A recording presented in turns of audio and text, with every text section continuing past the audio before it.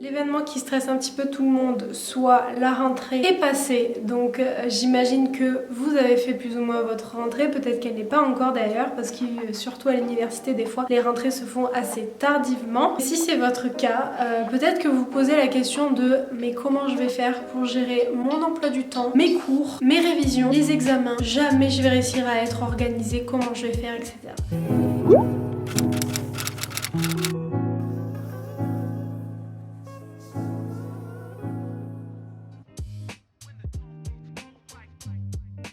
Alors de base, ce que je vous conseillerais dans un premier temps, c'est de commencer à vous organiser simplement, sans prise de tête. Je m'explique. Si par exemple vous êtes promené sur ma chaîne YouTube et que vous avez vu un petit peu la façon dans laquelle je vais m'organiser, j'ai fait beaucoup de vidéos sur comment je m'organisais, notamment en licence de psychologie, où je vous montrais que j'avais un calendrier, un agenda, j'ai l'ordinateur portable, j'ai la to-do list, j'utilise plein de choses, c'est vrai, mais moi-même j'arrive à m'en sortir avec toutes ces choses-là. Dans ma tête c'est dans l'ordre, donc ça va. Peut-être que toi justement, à l'inverse, t'es en train de te dire waouh, mais jamais je vais réussir à faire tout ça, et je te comprends, c'est propre à chacun, notamment l'organisation, aussi la motivation, il y a plein de choses qui est propre à chacun. Et si par exemple tu es là et tu sais pas comment t'organiser et t'as jamais réellement su t'organiser, c'est pas grave, ça prend, j'ai envie de dire. Commence par des choses simples dans lesquelles tu te sens à l'aise. Si par exemple tu as pour habitude de travailler sur des to-do list et des calendriers, eh bien reprends ces mêmes choses dans lesquelles tu as l'habitude de t'organiser. Reprends une to-do list, reprends un calendrier. N'inclus pas trop de choses, parce que le fait d'inclure trop de choses peut faire que tu vas te sentir surchargé, tu vas plus savoir comment t'organiser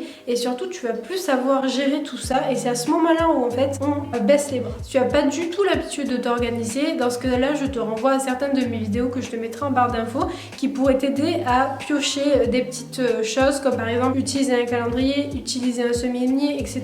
Des petites choses que tu vas piocher et qui vont te permettre de t'organiser, de te créer ta petite organisation. Une fois que tu as choisi tout ça, c'est le moment un petit peu de remplir ton semainier, ton calendrier, ta to-do list, peu importe les choses que tu as utilisées pour t'organiser. Et là aussi, il peut y avoir des failles. C'est-à-dire que souvent, on a tendance à se surcharger, se dire demain je vais faire ça, il y a au moins une vingtaine de choses à faire. Après-demain, pareil, je vais me tenir à cette routine où je vais faire beaucoup de choses, comme ça à la fin de la semaine, je serai nickel en termes de révision. Mais faut pas oublier que plus tu vas mettre de choses à faire, moins tu vas être motivé le jour même et moins tu vas réussir à tenir en fait finalement tout ce que tu auras écrit. Mon but ici c'est pas de t'emmener à la procrastination, c'est de t'emmener à l'organisation. Donc essaie de marquer des choses qui sont utiles et faisables. Je vous ai fait il y a pas très longtemps, alors je me rappelle plus le titre de la vidéo, mais je me souviens que je vous avais parlé d'une technique que j'utilisais de temps à autre, c'est-à-dire que lorsque je crée mes to-do list, je marque par exemple il va falloir que je révise mon TD de clinique, il va falloir que je révise mon CM, peu importe, des cours. Et puis je marque environ à côté combien de temps ça va me prendre. Par exemple, réviser mon TD de clinique à l'époque ça me prenait à peu près 1 heure, donc je marquais 1 heure. Réviser mon CM ça me prenait 2 heures admettons. Et bien j'estimais, je mettais environ 2 heures. Ce qui voulait dire que je savais que dans la journée par exemple j'avais 5 heures devant moi. Et bien je vais pouvoir marquer mon TD de clinique plus mon CM. Et il va me rester peut-être 2 heures pour faire mon CM de ce que vous voulez, de psychologie sociale admettons. Donc voilà, au moins j'ai peut-être écrit que 3 choses sur ma to-do list, mais ce sont 3 choses dont je sais que ça va me prendre 1 heure, 2 heures et encore une fois 2 heures, ce qui constitue le temps qui est concrétisé finalement à mes révisions. Peut-être que j'aurais pu marquer fait le TD clinique, mais aussi le CM de psychologie sociale, mais aussi le CM de psychologie du développement, mais aussi ça. Peut-être que j'aurais pu surcharger tout ça, comme probablement la plupart des personnes font. Mais si j'avais fait ça, je me serais mis la pression pour mes révisions et donc j'aurais moins bien révisé et j'aurais été même d'ailleurs moins motivée à faire mes autres révisions puisque j'aurais surchargé ma to-do list. Parfois aussi, on a tendance à réviser un petit peu partout. Alors c'est bien de réviser partout, il y a des études qui ont montré que quand on changeait régulièrement nos lieux de révision, par exemple, aujourd'hui je vais réviser à la maison, demain je vais réviser dehors, et puis après-demain je vais réviser à la bibliothèque, tout ça des cours différents, et bien en fait votre cerveau il associe ce que vous avez révisé finalement au lieu. Donc ça égaye un petit peu plus vos sens, et puis ça vous permet aussi de récupérer l'information assez rapidement puisque vous vous vous souvenez que lorsque vous avez révisé votre cours de psychologie clinique, eh bien, vous étiez à la bibliothèque et comme vous n'avez pas l'habitude d'y aller, c'est vrai que vous vous souvenez un petit peu plus facilement de ce cours-là. Donc c'est vrai que c'est bien de changer un petit peu d'endroit, mais je vous conseille quand même d'avoir aussi un endroit fixe, vous savez, où vous pourrez bosser calmement. Alors ça peut être à la bibliothèque, comme ça peut être chez vous sur votre bureau. Essayez d'avoir un bureau rangé et organisé avec seulement ce que vous avez besoin pour vos cours et non pas la PlayStation et je sais pas moi, le téléphone et d'autres choses qui n'ont rien à voir avec les révisions. Mettez vraiment sur ce bureau que des choses qui vous permettent d'être plus productive. Si ça doit passer par un stylo trop mignon, eh ben ça passera par ce stylo là parce que ça va peut-être vous motiver à réviser, peu importe. Essayez de vous créer un petit espace de travail. Quelque chose que je vous conseillerais absolument pas et je sais que beaucoup le font. Après si vous êtes à l'aise là-dedans, moi il n'y a pas de souci avec ça, mais si par exemple vous cherchez encore dans votre organisation et que vous avez pour habitude de réviser sur le lit, vraiment le réviser sur le lit c'est pas un truc que je vous conseillerais beaucoup parce que le lit est censé être là pour votre détente et pour votre repos, pour votre besoin de sommeil. Donc il faudrait que votre cerveau limite il associe le lit à dormir et le bureau à travailler. C'est un petit peu comme ça finalement qu'on marche dans la vie de tous les jours. Donc essayez un petit peu voilà, de vous faire un coin où vous savez que ce coin-là, il est destiné à réviser. Bien sûr que la motivation fait partie de l'organisation et ça j'en ai aucun doute. Si vous n'êtes pas du tout motivé, eh bien peut-être que ça va augmenter vos chances d'arrêter votre organisation. À l'inverse, si vous êtes très motivé, eh bien justement vous allez avoir envie de garder une certaine organisation pour pouvoir réviser. Plusieurs fois je vous ai dit que la motivation c'était propre à chacun et que c'était assez difficile. Personnellement à travers mes vidéos j'ai essayé de vous motiver comme je peux, mais il faut aussi que vous vous raccrochiez à des choses de votre vie personnelle qui vont vous permettre de vous motiver. Dressez-vous une liste de motivation, peut-être quelque chose qui va vous permettre de vous motiver toute l'année. Moi personnellement je sais que quelque chose qui me motive à travailler c'est par exemple l'approche des fêtes. Donc je sais que dès qu'on s'approche un petit peu de décembre, et moi personnellement ça me motive parce que je sais qu'à la fin de l'année je vais passer un très bon moment et donc ça me motive à tout donner pour pouvoir profiter vraiment des fêtes de fin d'année. Bon et bien si ça vous motive, essayez de vous raccrocher à ça.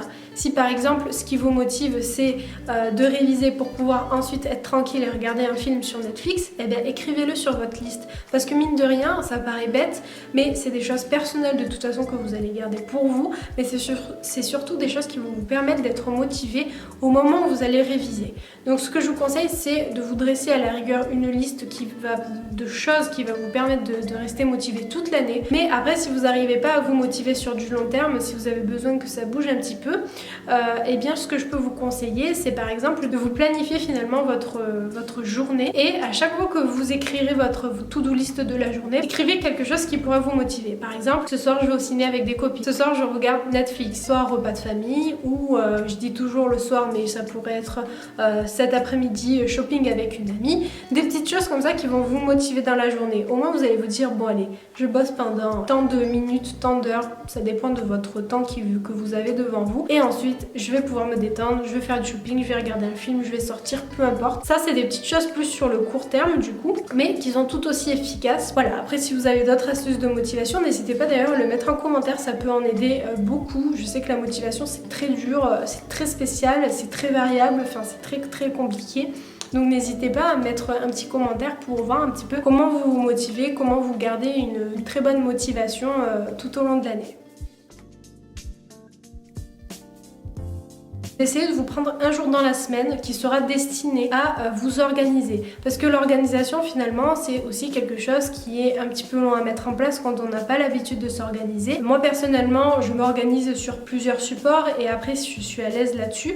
Mais j'ai besoin d'un temps pour pouvoir être au clair avec mon organisation. Et ce temps-là en général je le prends le dimanche matin. J'ai toujours un moment où même pendant une heure voire 1h30 parfois, ça peut être plusieurs heures. Mais tant que ça me permet ensuite d'être rassurée et du coup d'être beaucoup plus organisée, je prends ce temps-là et c'est inévitable pour moi. Donc si vous pouvez le prendre, n'hésitez pas à prendre ce temps-là pour gérer votre organisation. Si par exemple tout au long de la semaine vous avez écrit des dates sur votre ordinateur, des dates d'examen, mais que vous les avez pas retranscrites sur votre calendrier, n'hésitez pas à le faire par exemple sur ce temps-là. Vous allez vous organiser, réécrire votre calendrier, réécrire votre semainier parce qu'on commence ensuite le lundi une nouvelle semaine. Donc c'est important de s'organiser. En plus vous savez que je vous sors les vidéos tous les dimanches, donc profitez-en après de cette vidéo là si vous avez envie de passer une semaine assez organisée, de vous gérer votre organisation comme ça. Vous écrivez lundi j'ai tel cours, mardi pareil, ensuite j'ai un restaurant avec mes copines, ensuite j'ai un examen, enfin peu importe. Écrivez un petit peu tout ça pour que ce soit au clair et que vous l'ayez sous les yeux tout au long de la semaine.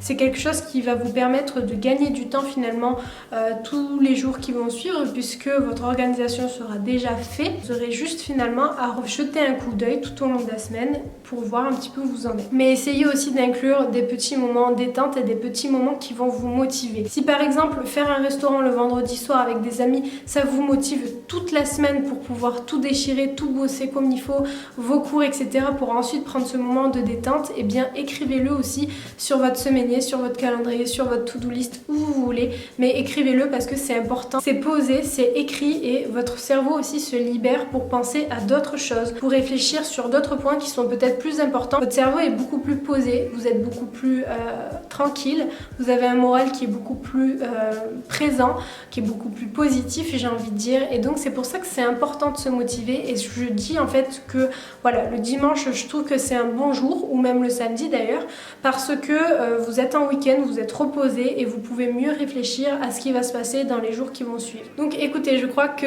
j'ai réellement terminé, j'ai plus de conseils à vous donner, je vous ai tout donné, tout ce que je faisais. N'hésitez pas à me mettre en commentaire vous les choses que vous faites pour garder votre organisation tout au long de l'année ou tout au long de la semaine. Et voilà, en tout cas j'espère que cette vidéo elle vous aura plu, qu'elle vous aura un petit peu aidé. Sur ce, je vous dis à dimanche prochain pour une prochaine vidéo. Bye.